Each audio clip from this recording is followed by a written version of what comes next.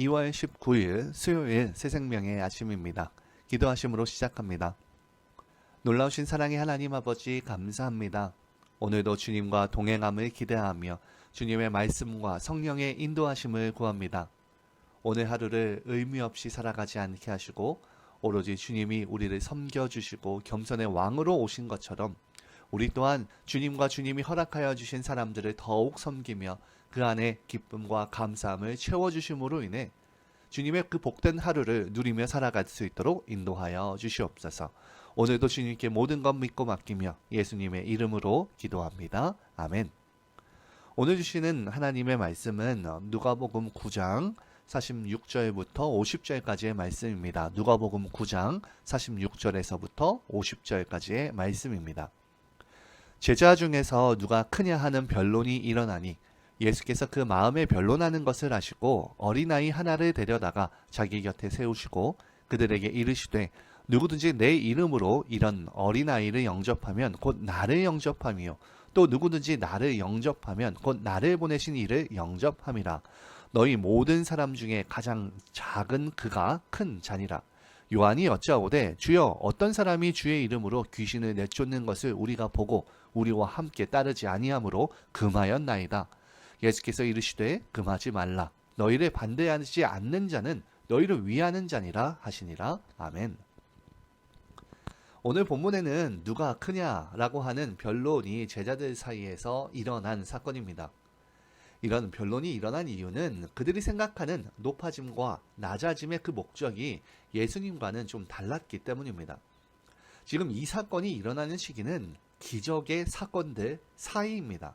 즉 제자들은 예수님의 기적을 보고 장차 예수님이 로마 제국을 꺾어버리고 나의 주님이 메시아 왕국을 이 땅에 이룰 것인데 그때 자기들은 최소한 그 나라의 총리나 장관 정도의 자리에는 앉아야 하지 않겠느냐라고 하는 기대와 생각을 품고 있었던 겁니다. 그래서 그들은 그때를 대비해서 미리 자리 다툼을 하고 있는 건데요. 하지만 이러한 그들의 모습과 생각을 살펴볼 때 그들이 본래 어떤 신분이었는지를 생각해보면 이 인간의 생각이 얼마나 유치하고 약한지를 깨닫게 됩니다. 그들은 당시에 유대 사회에서 천대받는 그런 비천한 신분의 출신이었습니다. 주님이 각별히 따로 데리고 다니시던 베드로와 야고보, 요한은 모두 갈릴리의 어부 출신이었어요. 또 그런가 하면 마태는 세리였는데 당시 세리는 민족을 팔아먹는 반역자라고 하여서 법정에서 증인으로도 설 수 없었던 사람의 비판에 그런 비난의 대상을 받는 계층의 그 사람이었습니다. 예수님께서는 이런 그들을 부르시고 그들에게 질병과 귀신을 내쫓고 천국의 복음을 전파하는 사도로 세워주신 것이었습니다. 그렇기에 이렇게 생각해야 되지 않을까요? 만일 주님이 나를 부르지 않았다면 평생 어부나 세리처럼 낮고 비천한 신분으로 살아가야 했는데 나를 선택하여서 부르시고 능력을 주시니 어느 곳에서든 주님의 명령을 받은 대로 충성되이 주님이 가시는 그 길 따라 어느 곳이든 따라가겠습니다 라고 해야 했을 겁니다. 그런데 이들은 지금 과거의 신분을 잊어버리고 지금의 높아진 영광에도 불구하고 더 큰 자리를 위해서 지금 다투고 있게 됩니다. 오늘 우리의 상황은 어떻습니까? 우리는 과연 이들과 다를까요? 사실 전혀 그런 것 같지는 않습니다. 교회 안에서도 우리 자신을 돌아보아도 과거의 제자들과 별반 다를 것이 없습니다. 교회 안에 살펴보면 높아지기 위해서 자신의 회복된 신분과 영향력을 더욱더 누리는 것을 위해서 다투는 일이 비일비재합니다. 이런 상황 속에서 예수님께서는 어린아이를 하나 데려다가 자신의 곁에 세우시고 47절과 48절에 이렇게 말씀합니다. 예수께서 그 마음에 변론하는 것을 아시고 어린아이 하나를 데려다가 자기 곁에 세우시고 그들에게 이르시되 누구든지 내 이름으로 이런 어린아이를 영접하면 곧 나를 영접함이요 또 누구든지 나를 영접하면 곧 나를 보내신 이를 영접함이라.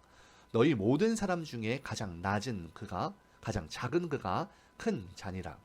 예수님께서는 지금 누가 크냐라고 하는 그런 다툼으로 소란스러워진 제자들에게 그들이 다투는 주제에 대한 해답을 제시하고 계십니다. 이 세상은 출세와 성공을 꿈꾸는 사람들이 모두 자기보다 좀 지위가 높거나 영향력이 많은 사람과 한번 대화하는 것, 자기를 끌어주고 도움을 줄 수 있는 사람과 교제하는 것을 원합니다. 그래서 정치인이라든지 재벌 회장과 같은 사람에게 접근하려고 온갖 애를 씁니다. 하지만 예수님께서는 그런 이들 앞에 오히려 어린아이를 세우고 계십니다. 보통 사람들은 영향력이 없는 사람들을 참으로 무시하는 경향이 있습니다. 그리고 그 반대의 사람에게는 아부하려고 하는데요.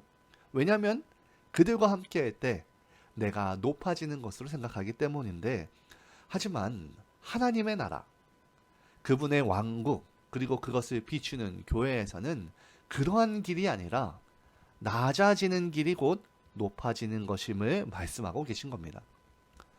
네, 그분을 따르는 자들에게는 참된 큼에 이르는 길이 겸손과 낮아짐에 있습니다. 베드로전서 5장 5절에서 6절에 젊은 자들아 이와 같이 장로들에게 순종하고 다 서로 겸손으로 허리를 동이라. 하나님은 교만한 자를 대적하시되 겸손한 자들에게는 은혜를 주시느니라. 그러므로 하나님의 능하신 손 아래에서 겸손하라. 때가 되면 너희를 높이시리라. 이 말씀은 누가 더 큰지에 관한 세상의 기준에 전혀 신경 쓸 필요가 없다는 것을 말하고 있습니다. 우리 주님 또한 죄인과 세리의 친구라는 별명을 가지고 계셨습니다. 우리는 지금 누구와 더 많은 시간을 보내고 있습니까? 어렵고 고통당하며 아픔 가운데 도움을 요청해 오는 한 사람이라도 있습니까? 아니면 나 살기 바빠서 내 일 때문에 주님 지금 내 일만 조금 처리하고 갈 테니까 조금 기다려달라고 하고 계시지는 않습니까? 인생의 중요한 전환점, 아니 언제나 믿는 자들의 인생 가운데에서는 나를 끌어주고 도와줄 사람에게 가 있는 것이 아니라 내가 도와주고 내가 이끌어줘야 될 사람에 대해서, 심지어 나에게 아무것도 갚아줄 수 없는 것 같은 그런 사람들을 도와주는 것으로 그 신앙의 깊이와 높이가 드러납니다. 이것이 예수님이 가신 그 길이고 그분의 나라에서의 참된 큼의 방법입니다. 교회도 그렇습니다. 올해 저희 교회에서는 직분자들을 세우는 시기인데 누가 서야 되는가? 라는 질문이 있다면 그것은 말할 것도 없이 잘 섬기는 자가 그 대상입니다. 자신의 주변의 사람들을 도구로 사용해서요, 나를 높이는 자가 아니라 자신을 낮추며 이웃을 높이고자 하는 선함이 있는 자, 하나님의 마음을 가지고 있는 자, 주님의 높고 크심의 그 방법 가운데 거하는 자가 세워져야 하는 곳이 교회이고 하나님의 나라입니다. 왜냐하면 하나님께서 아무것도 갚을 것이 없는 우리에게 찾아오셔서 그 십자가의 길이, 그 섬김의 그 길을 보여주셨기 때문입니다. 말씀을 정리합니다. 오늘 본문의 제자들은 내부적으로는 누가 더 높냐는 지위의 문제로 경쟁하고 있고요. 외적으로는 제자들에게 속하지 않은 자들에게 이렇게 배타적인 태도를 취하는, 한마디로 총체적인 난국의 상황입니다. 이런 상황에 우리 주님은 해결책으로서 제자의 바른 모습을 보여주시고 이끌어 가십니다. 오직 겸손의 모습으로 낮은 자들을 섬기고 돌아보는 것, 이것을 회복하라는 것입니다.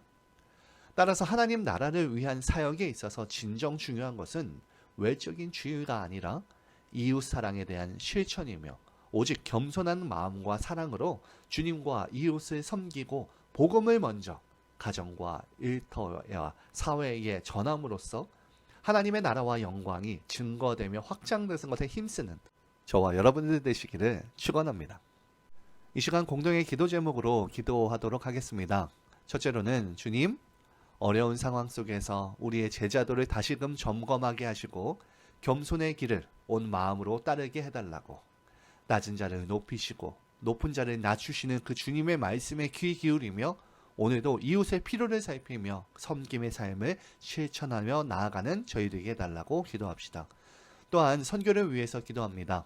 선교가 우리의 자랑이 아니라 마땅히 해야 할 사명임을 고백하오니 모든 단기 선교의 일정 가운데에 주님이 함께 하시고 많은 동역자를 세우셔서 우리의 삶이 주님을 드러내는 도구가 되게 해달라고, 모든 선교의 일정이 주님의 종으로서 서로를 섬기는 훈련의 장이 되게 하시고 선교사님과 그 교회의 사역과 잘 연합하여서 주님의 영광이 나타나게 하는 그런 단기 선교 될 수 있도록 기도해 주시기 바랍니다.